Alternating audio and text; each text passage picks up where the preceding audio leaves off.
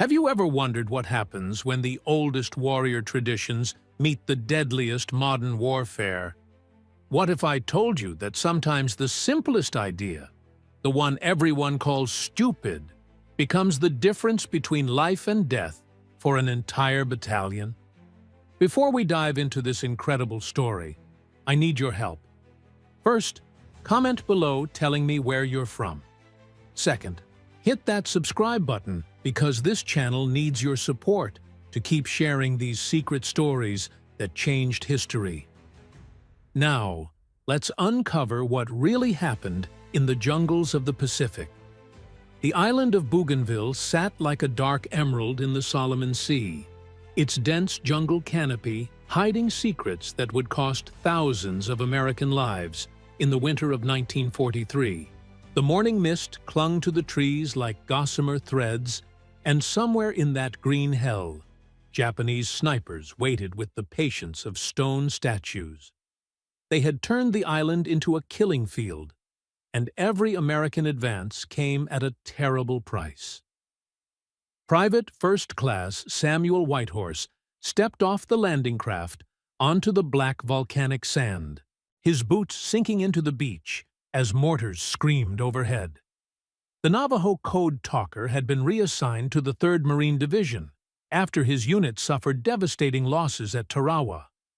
Around him, young Marines hit the beach running, their faces painted with determination and fear in equal measure. But Samuel carried something else in his expression, something the other soldiers couldn't quite identify. It was the look of a man who had seen this story before, told around fires under different stars, in a different time. The jungle swallowed them within minutes of leaving the beach. The temperature climbed past 100 degrees, and the humidity turned the air into soup. Every step forward was a negotiation with vines, mud, and an enemy that seemed to materialize from the trees themselves. The Japanese snipers were ghosts, invisible predators who struck without warning and vanished before anyone could return fire. By the 3rd day, Charlie Company had lost 11 men to sniper fire. The pattern was always the same. A single crack would split the air, and a Marine would drop, a neat hole through his helmet. The snipers aimed for the head, always the head. They were too skilled, too patient, and they never missed their first shot. The Americans couldn't spot them, couldn't pin them down, couldn't fight back against an enemy they couldn't see.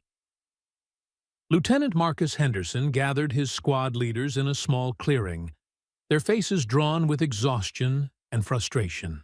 The maps spread across his knees showed their objective, Hill 347, still 5 miles of jungle away. At their current pace, accounting for casualties, they wouldn't reach it for another week, if they reached it at all. "We need a new approach," Henderson said, his voice tight with tension. "These snipers are bleeding us dry. Anyone have any ideas?" Sergeant Bill Morrison spat tobacco juice into the mud. "We've tried everything, Lieutenant. Smoke grenades, suppressing fire, advancing in short bursts. Nothing works. They wait, they watch, and when we move, they kill us." "What about counter-snipers?" another voice asked. "Already tried. Our boys can't spot them before they take their shot and relocate. These Japanese soldiers grew up hunting in forests. They know how to become invisible." Samuel Whitehorse had been sitting quietly on a fallen log, his helmet resting beside him. He turned it over in his hands, studying it with an expression that suggested he was seeing it for the first time, or perhaps remembering something very old. The other Marines barely noticed him. The code talkers were respected for their unbreakable communications, but in combat situations, they were often treated as support personnel, not front-line strategists. "Private Whitehorse," Henderson called out, noticing the Navajo soldier for the first time. "You have something to add?" Samuel looked up, his dark eyes meeting the lieutenant's gaze. For a moment, he seemed to be weighing something. deciding whether to speak or stay silent.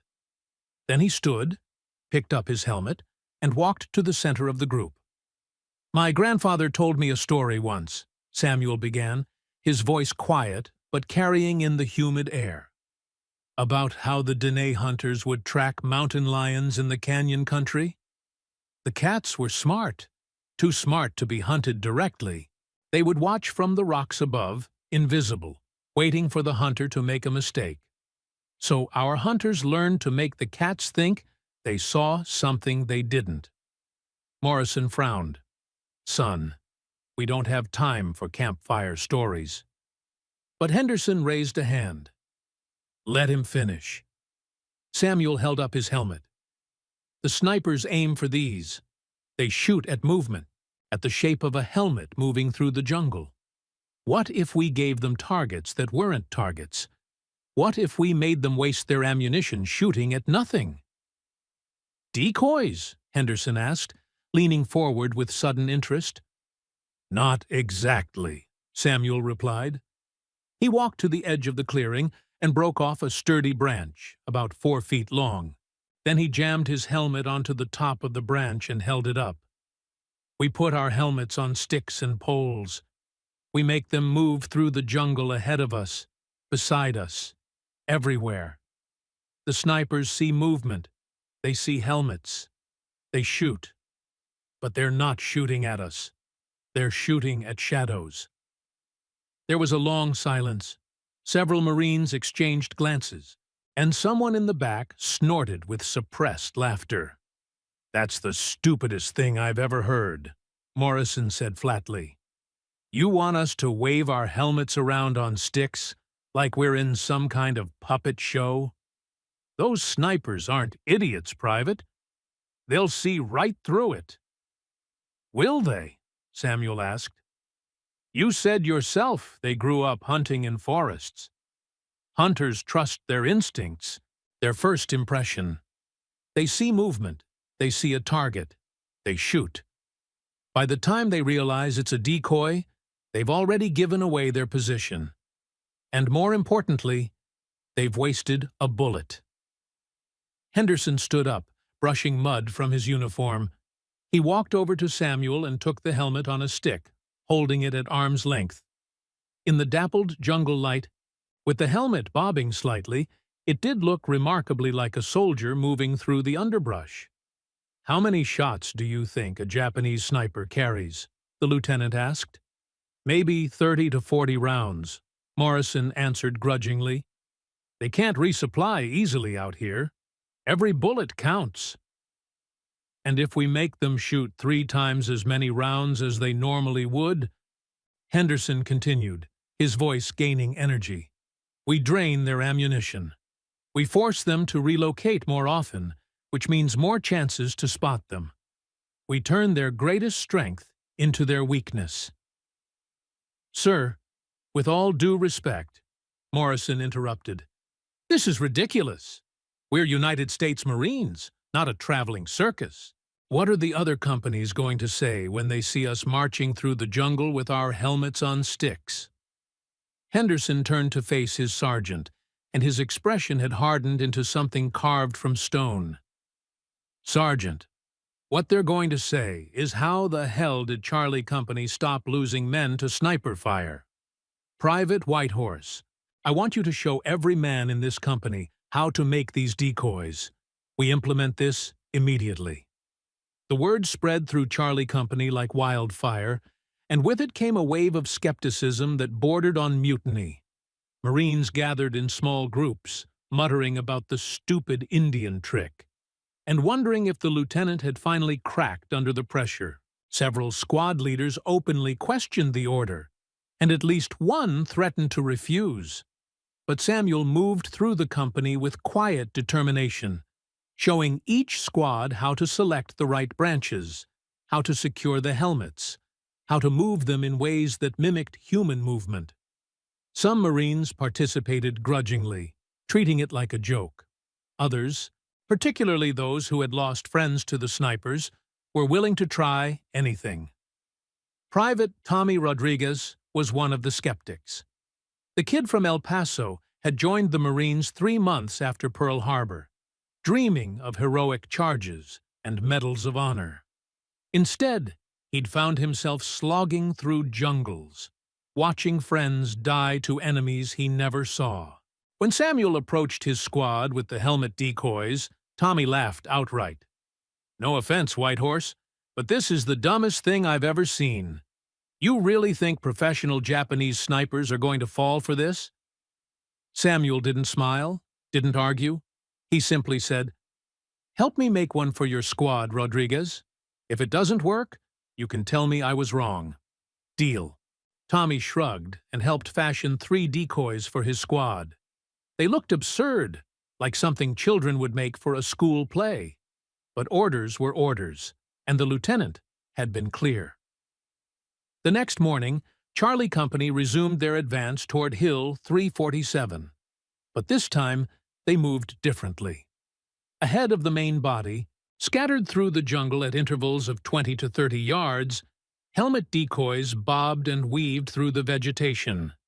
Marines crouched low, using branches and fallen logs to manipulate the decoys while staying concealed.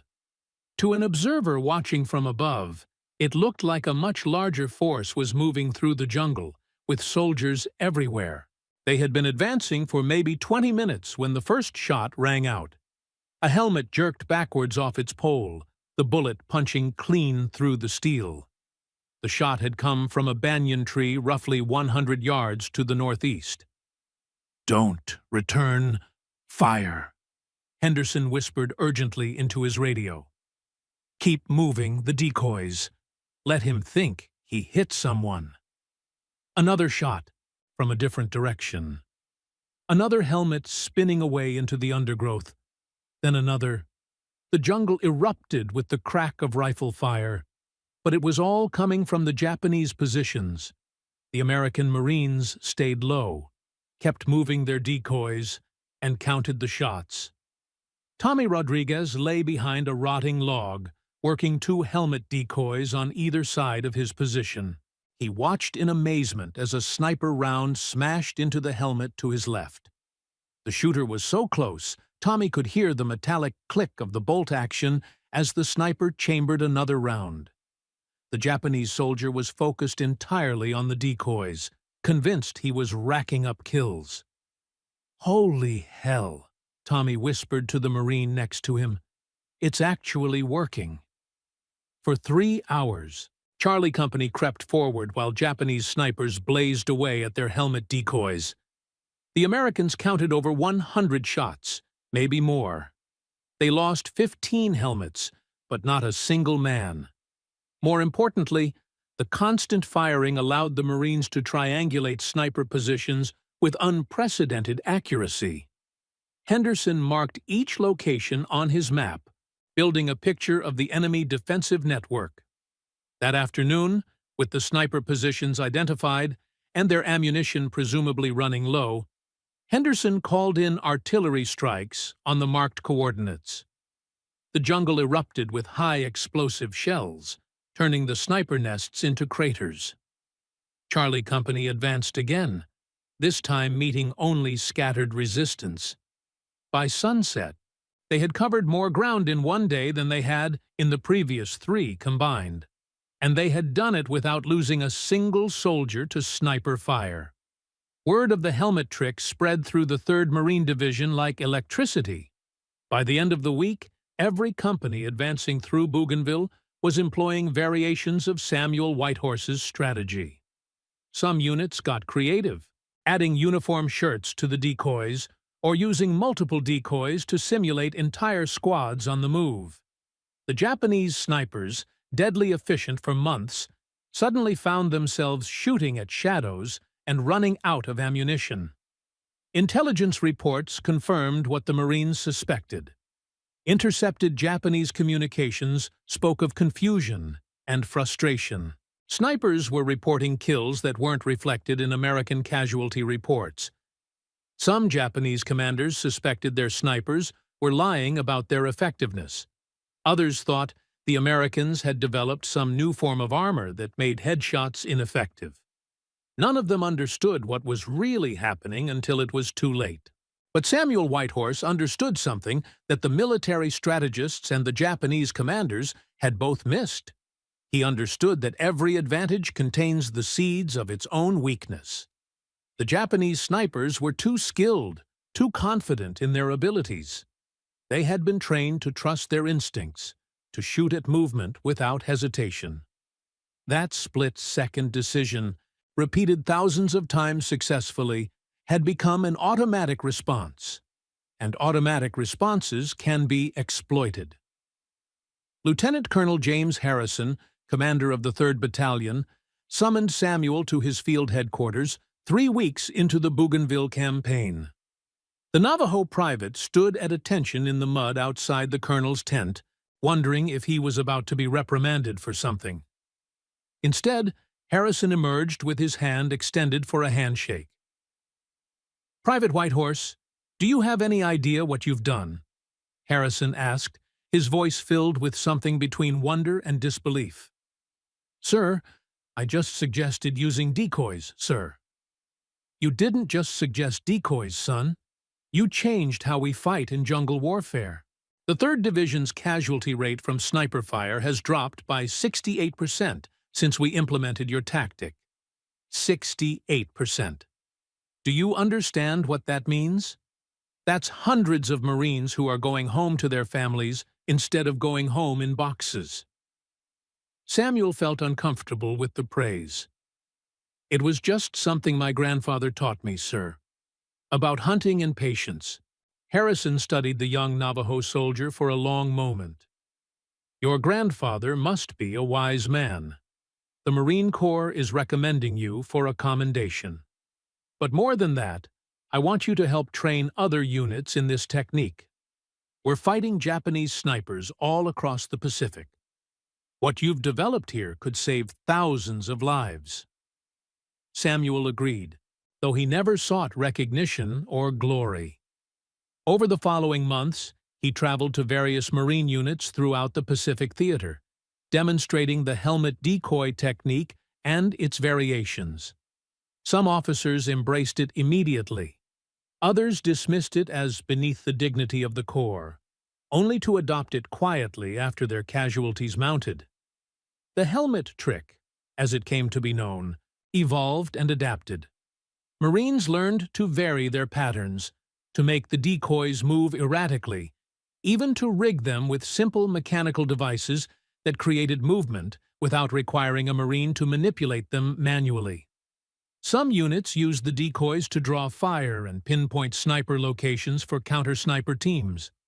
Others used them as distractions for flanking maneuvers. But not everyone survived to see the success of the tactic.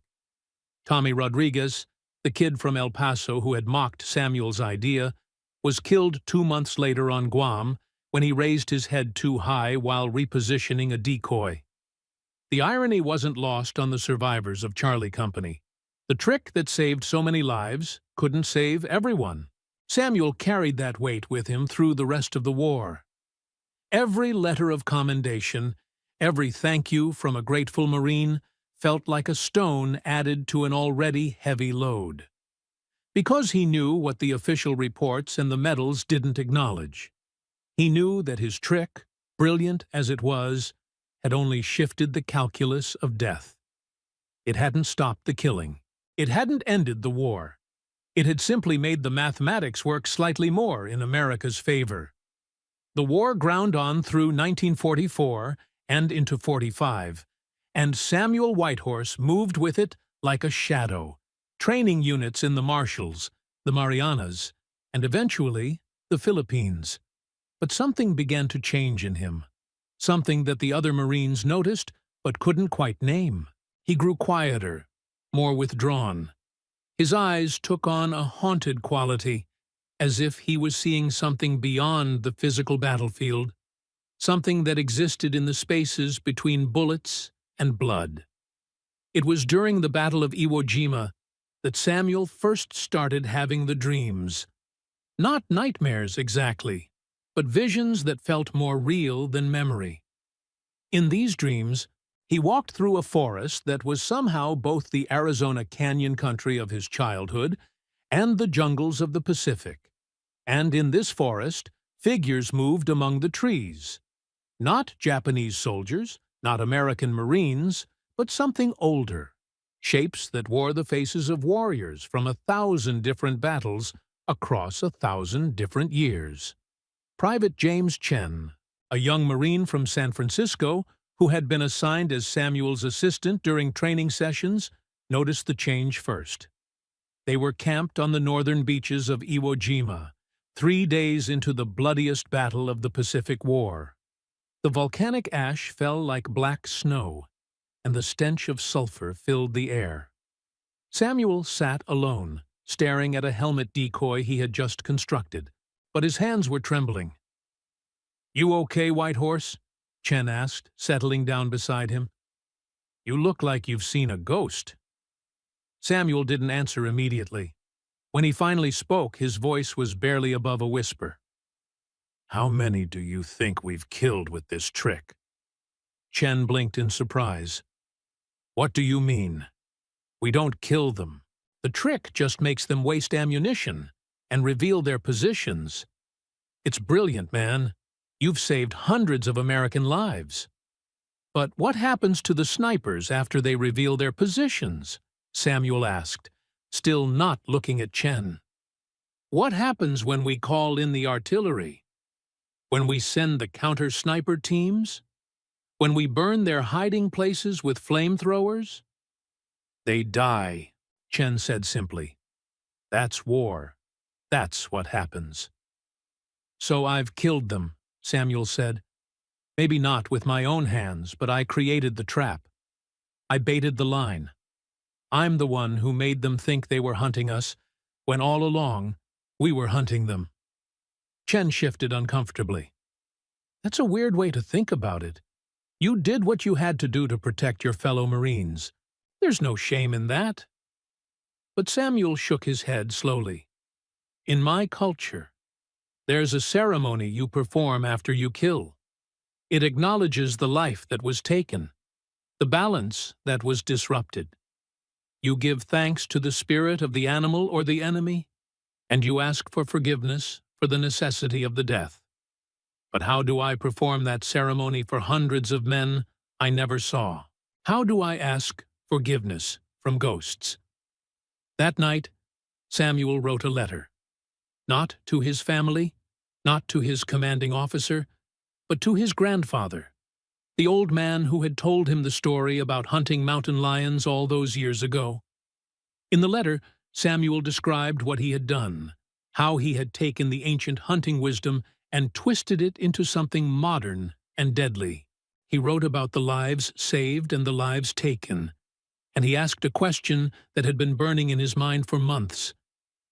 "Grandfather," he wrote, his handwriting shaky in the flickering light of a storm lantern, "was I right to use our ways like this?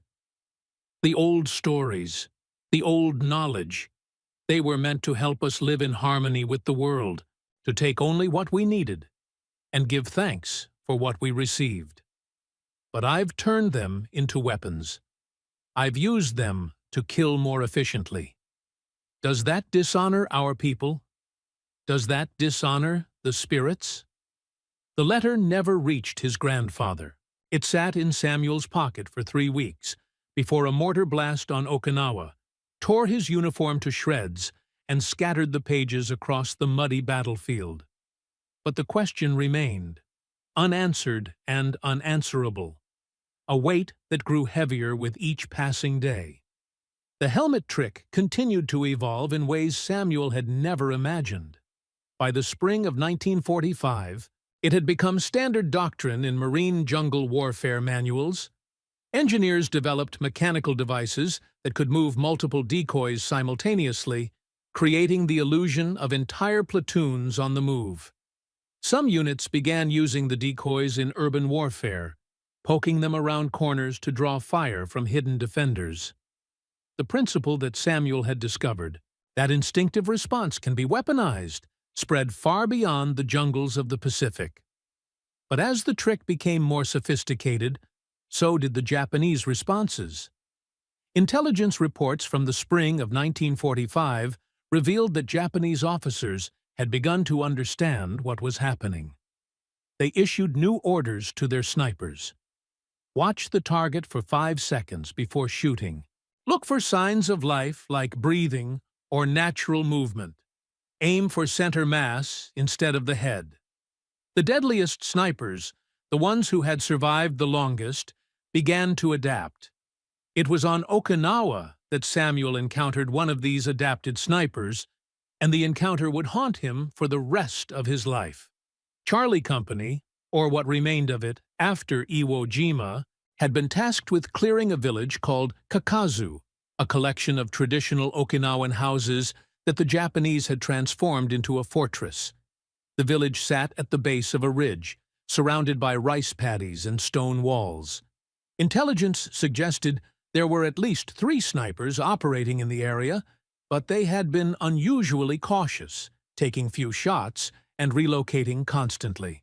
Samuel was training a new group of replacements in the helmet decoy technique, young men fresh from the States who still had the look of children pretending to be soldiers. They set up their decoys around the perimeter of the village, moving them in the patterns Samuel had taught them, trying to draw out the snipers and map their positions. Nothing happened for hours. The decoys bobbed and weaved, mimicking the movement of advancing soldiers, but no shots rang out. The jungle remained eerily silent, as if holding its breath. "Maybe they've pulled back," suggested Corporal Mike Sullivan, a red-haired kid from Boston who had replaced Tommy Rodriguez as Samuel's unofficial assistant. "No," Samuel said quietly, his eyes scanning the village. "They're watching.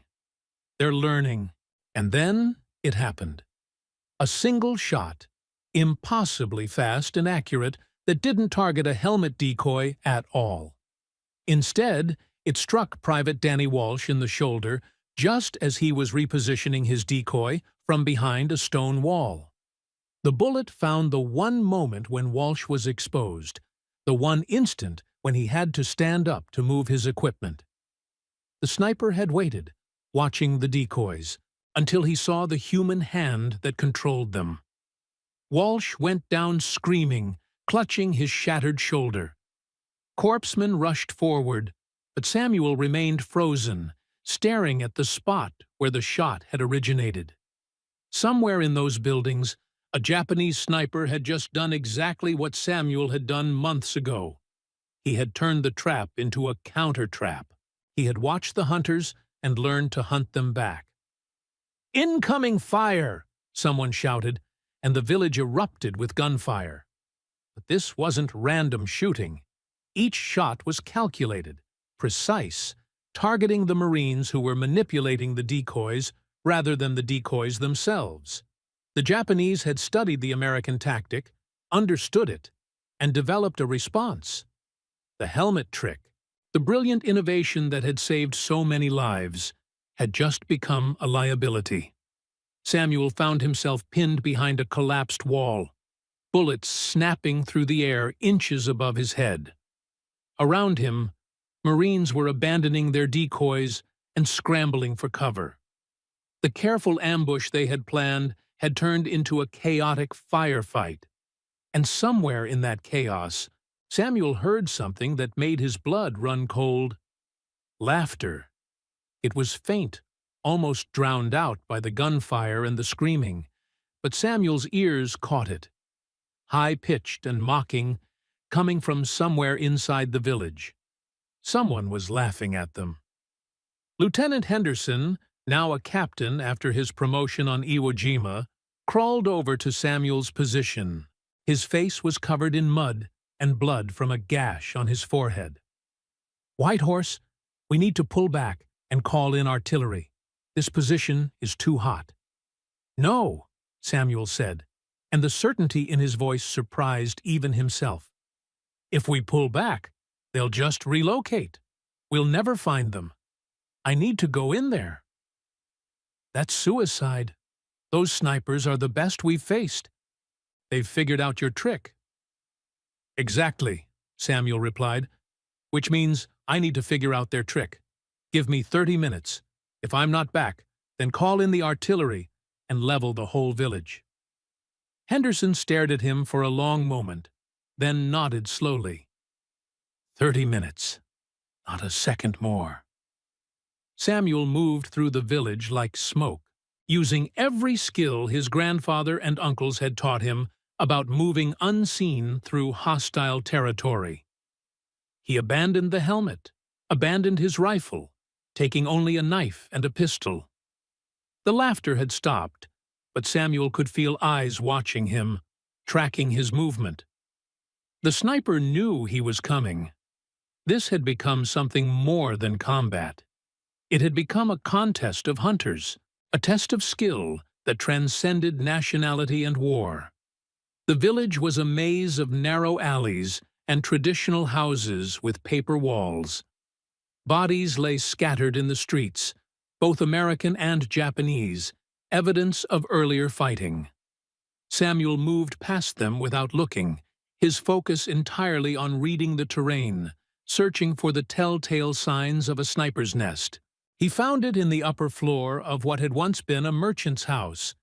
The signs were subtle, almost invisible, but Samuel had learned to see with more than his eyes.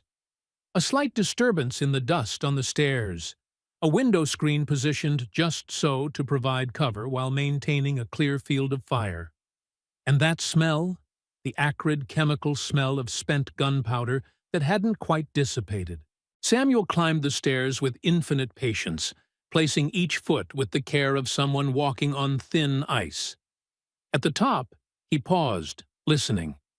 Someone was breathing on the other side of the door, slow and controlled. Professional. Calm. When Samuel pushed open the door, he found himself staring at a Japanese soldier who couldn't have been more than 19 years old. The boy, because that's what he was, sat cross-legged on the floor with his rifle across his lap. He wasn't aiming at Samuel. He wasn't reaching for his weapon. He was simply sitting, waiting, as if he had known Samuel would come. They stared at each other across the small room, two young men from opposite sides of the world, both trained to kill, both exhausted by the weight of what they had been asked to do. Samuel saw himself reflected in the boy's eyes, the same haunted look, the same question that had no answer. The Japanese sniper spoke in halting English, his voice soft and oddly gentle. "You are the one who made the trick. The helmets on sticks. Very clever. You killed many of my friends." "You killed many of mine," Samuel replied, his hand resting on his pistol but not drawing it. "Yes," the boy agreed. "That is what we do. We hunt each other until one side runs out of hunters. Your trick was good. It made my commanders very angry. They said I had to learn how to beat it. So I watched. I studied. I found the pattern." "The hands," Samuel said. "You watched for the hands moving the decoys." The sniper smiled, a sad expression that held no joy. "Yes, the hands. Always the hands give away the hunter. My grandfather taught me this when we hunted deer in the mountains of Hokkaido. Watch for movement, yes, but watch for purpose. Animals move with purpose. The wind does not." Samuel felt something crack inside his chest, a wall he had built around his heart since the war began. This boy, this enemy, spoke the same language Samuel's grandfather spoke. Not English or Japanese or Navajo, but the language of hunters, of men who had been taught ancient wisdom and forced to pervert it into modern killing. "Why didn't you shoot me when I came in?" Samuel asked. The sniper looked down at his rifle, running one hand along its wooden stock. "Because I am tired. I have been tired for a very long time. Every day I wake up and I kill. And every night I dream of the men I have killed, and they ask me why, and I have no answer for them. Do you have an answer?" Samuel opened his mouth to speak, But no words came. What could he say? That they were fighting for freedom? For their countries? For survival? All of those things were true. But in this moment, in this small room with this boy who could have been his brother, they felt hollow and meaningless. "We should be friends," the sniper continued, his voice barely above a whisper. "In another world, in another time, we would sit together and share stories of our grandfathers and the old ways. We would compete to see who could track the elk more silently, who could read the wind more accurately. We would be brothers of the hunt. But instead, we are this." "Yes," Samuel agreed, and he felt tears burning in his eyes. "Instead, we are this." The young sniper stood slowly, carefully, making no sudden movements. He walked to the window and looked out at the battlefield below, at the dead scattered like broken dolls across the mud and stone. "There is a Buddhist teaching," he said, still facing away from Samuel. "It says that in every life we accumulate karma, good and bad. The things we do create ripples that spread out through time, affecting people we will never meet, in ways we cannot imagine. I wonder what karma we are creating here, you and I. What ripples will our clever tricks and our efficient killing send into the future?" Samuel joined him at the window, standing shoulder to shoulder with his enemy, both of them staring out at the waste they had helped create. "I don't know," Samuel admitted, "but I think we'll carry it with us. Maybe forever." The sniper nodded slowly. Then, without warning, he turned and raised his rifle, not toward Samuel, but toward his own chest. Samuel's hand shot out, grabbing the barrel and pushing it aside. The two men struggled silently, desperately, each trying to either complete or prevent the final act. "Let me go!" the sniper gasped, tears streaming down his face. "I cannot do this anymore. I cannot kill another person. I cannot be this thing the war has made me." "Neither can I," Samuel replied, his own voice breaking. "But we don't have a choice. We survive, or we surrender. Those are the only options." "There is always another option," the sniper said, and something in his voice made Samuel's blood run cold. The sound of boots on the stairs interrupted them. American voices, calling Samuel's name. The 30 minutes were almost up, and Henderson had sent a squad to find him. The spell broke. The moment of connection shattered like glass. The sniper stepped back, raised his rifle toward the door, and Samuel knew with terrible certainty what was about to happen. Samuel's pistol was in his hand before he had consciously decided to draw it. The shot echoed in the small room, impossibly loud, final. The Japanese sniper fell backwards, the rifle clattering from his hands. His eyes found Samuel's one last time, and in them was something that might have been gratitude, or accusation, or simply exhaustion. Then the light went out, and he was gone. The squad burst through the door, weapons raised, and found Samuel standing over the body, his pistol still smoking. They saw what they expected to see: a code talker who had tracked down and eliminated an enemy sniper. They didn't see the tears on Samuel's face, or the way his hands shook, or the fact that he couldn't stop staring at the boy he had just killed. "Good work, White Horse," one of the Marines said, clapping him on the shoulder. "That's one less sniper we have to worry about."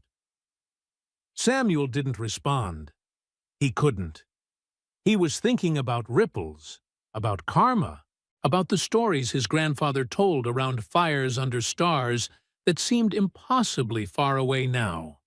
He was thinking about how many more times he would have to stand over a body and pretend it meant nothing. How many more times he would have to take the wisdom of peace and twist it into the practice of war. The Battle of Okinawa raged on for weeks after that day, and Samuel continued training Marines in the helmet decoy technique. But something had changed in him, something fundamental and irreversible. The other Marines noticed it. Henderson noticed it. Even the chaplain who tried to talk to Samuel about what he'd seen noticed it. "You're carrying something heavy, son," the chaplain said one evening as they sat on the beach, watching the sun set over the blood-stained waters. "Whatever it is, you don't have to carry it alone. That's what God is for. That's what faith is for." Samuel looked at the chaplain, this kind-faced man from Nebraska who believed that God had a plan, that everything happened for a reason, that faith could heal all wounds. "Chaplain," Samuel asked, "in your Bible, is there a story about a man who used his gifts to destroy? Who took something sacred and made it deadly?" The chaplain thought for a moment. "Well, there's Samson, who used his God-given strength to kill his enemies, or David, who used his skill with the sling to defeat Goliath. But those were righteous acts, done in service of God's people." "What if they weren't, though?" Samuel pressed. "What if Samson looked at all the bodies around him and wondered if his strength was a blessing or a curse? What if David spent the rest of his life seeing Goliath's face every time he closed his eyes? What if the gift and the curse were the same thing?" The chaplain had no answer for that. Nobody did. The war ended on the 15th of August, 1945.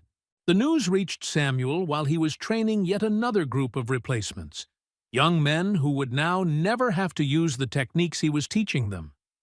He should have felt relief, joy, triumph. Instead, he felt nothing but a vast, echoing emptiness. The journey home took weeks. Samuel stood on the deck of the transport ship, watching the Pacific Ocean roll by beneath a sky that seemed impossibly vast after years of seeing the world through jungle canopy and artillery smoke.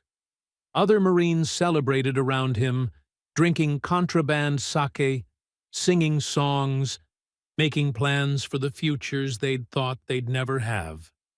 Samuel stood apart, silent, watching the water and wondering what was waiting for him on the other side. He returned to the reservation in the fall of 1945, stepping off a bus onto dusty roads that looked exactly as they had when he left. His mother was waiting, older now, her hair turned white. She took one look at his face and pulled him into her arms without saying a word. She knew. Mothers always know. His grandfather was there too, ancient and weathered, his eyes still sharp despite his 90 years. That evening, as the sun set over the canyon country, the old man led Samuel away from the house, away from the family gathering, away from the questions and the celebrations. They walked until they reached a high place, a rocky outcropping that looked out over miles of desert and stone. The old man sat down with a groan of old bones and patted the rock beside him. Samuel sat, and together they watched the sky turn from blue to purple to star-filled black. "Tell me," the grandfather said in Navajo, the old formal language of stories and ceremonies. "Tell me what you carry." And Samuel did. He told him everything, about the helmet trick and the thousands of lives it saved, about the Japanese snipers who died because of his cleverness, about the boy in Okinawa who spoke the language of hunters and wanted to die rather than continue the killing. He told him about the dreams, about the ghosts that followed him, about the question that burned in his mind every waking moment. When he finished, the sun had set, and the stars filled the sky like chips of ice. His grandfather sat in silence for a long time, so long that Samuel thought perhaps the old man had fallen asleep. But then he spoke, his voice quiet, but carrying in the desert air. The old stories teach us that every gift comes with a price. The coyote brought fire to the people, but he also brought chaos. The bear gave us strength, but also the capacity for rage. When you use a gift, you take on the price. That is balance. That is the way of things. But grandfather, Samuel said, his voice cracking, the price is too high. I saved American lives, but I killed Japanese soldiers. I used our wisdom, our sacred knowledge, to create a better way to kill. How can that be balanced? How can that be right? The old man reached out and placed a weathered hand on Samuel's shoulder. You ask questions that have no good answers. War has no balance. It is chaos, destruction, the breaking of sacred things. You did what you had to do to protect your brothers, your fellow warriors. That is honorable. But you also carry the weight of those you killed, even indirectly. That too is honorable. The fact that you ask these questions, that you feel this weight, that tells me you have not lost yourself to the war. Then why do I feel so lost? Because you have walked in two worlds now, the grandfather replied. The world of our people, where every life is sacred, and every death must be acknowledged, and the world of war, where death is counted in numbers, and lives are sacrificed for strategy. You cannot unknow what you know. You cannot unsee what you have seen. But you can choose how you carry it forward. They sat together until dawn, the old man and the young warrior, and between them passed a silence that held more communication than words could carry. When the sun rose, painting the desert in shades of red and gold, Samuel's grandfather performed a ceremony. It was old, older than memory, a ritual for warriors returning from battle. He sang in the ancient language, words that Samuel only half understood, calling to spirits and ancestors, asking for healing and balance and the strength to continue living. When it was done, the grandfather looked at Samuel with eyes that held both sadness and pride. The trick you created, it will outlive you. People will study it, teach it, use it in wars we cannot imagine. That is the nature of weapons. They do not disappear when the war ends. They evolve and spread. So the karma you spoke of with the Japanese boy, it is still being created. The ripples continue to spread. Then I'm responsible for all of it? Samuel asked, feeling the weight of those future deaths pressing down on him like a physical force. No, the grandfather said firmly. You are responsible for your choices, for your actions, for the intent in your heart. You did not create war. You did not invent killing. You found a way to protect your brothers using the wisdom you were given. What others do with that knowledge, how they twist it or expand it or pervert it, that is their karma, not yours. But you must never forget that the line between protection and destruction is thin as spider silk.